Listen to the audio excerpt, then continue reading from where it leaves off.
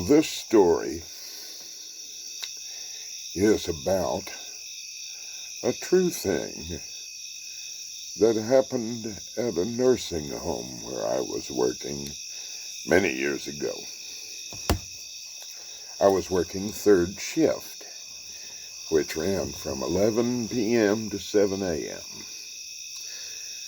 And that came with its own burdens, came with a kind of craziness.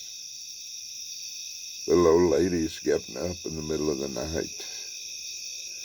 You know the kind. Is it time for coffee yet? I sure could use a cup of coffee. But no, it wasn't time for coffee yet. And, darling, why don't you put on some clothes? You're freezing us to death. And she said, because I'm beautiful and everyone should see. Well, I hadn't the heart to tell her that she wasn't.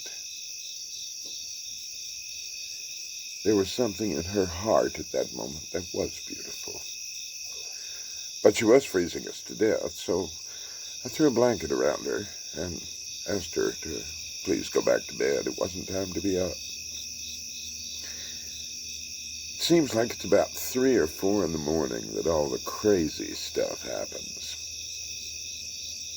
Well, one Christmas or thereabouts, it snowed really deep and really hard. And the third shift got stuck at the home, and first and second shift couldn't come in because they were snowed out. Dear me, we were stuck with a 24-hour shift.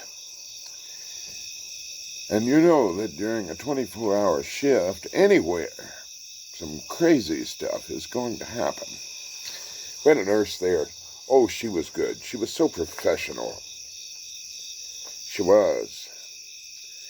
But I don't think she'd laughed in years. I mean, her duties were grim. The place where she worked was grim, and she was given to a sort of innate grimness that went with that. And her laugh had been sealed up within her, as though it were bound with chains, put under an iron lid. She just didn't laugh. Well, it was time to give the patients their showers. That usually happened during about the middle of first shift, just before lunch. And I was directed to take a shower chair to the end of the hall on the left where Miss Rhoda was. And a shower chair is a potty seat, bolted onto a rolling frame, tubular frame, little wheels at the bottom. Well, I did as directed. I took the shower chair down the hall, last door on the left, and Miss Rhoda was there in the bed, which was pretty much where she stayed. Her lights were on, but nobody was home. And she wasn't mean at all. She'd always smile when she saw you, if she saw you. And that day I walked in and I greeted her. Don't know if she heard me or not, but she saw me smile at her, and so she smiled back sweetly.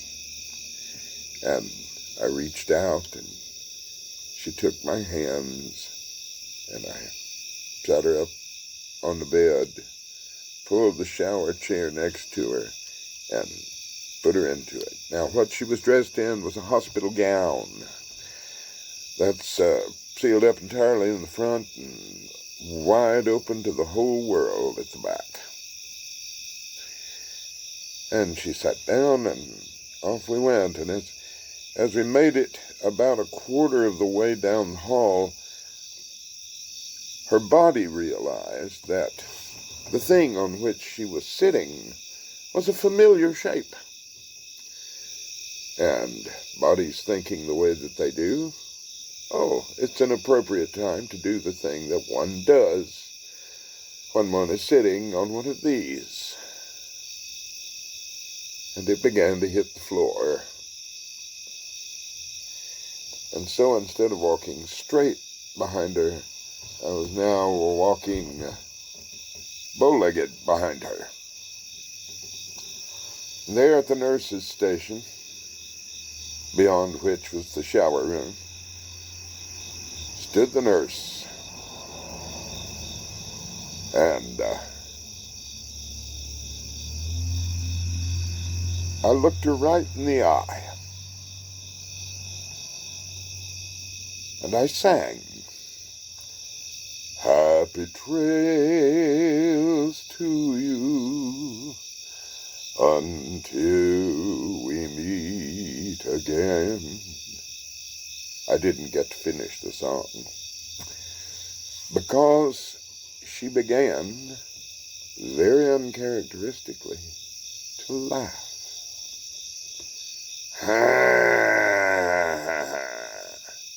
Oh my God.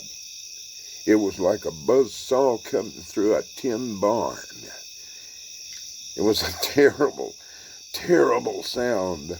A laugh that needed lubrication. A laugh that had spent too many years in a dungeon.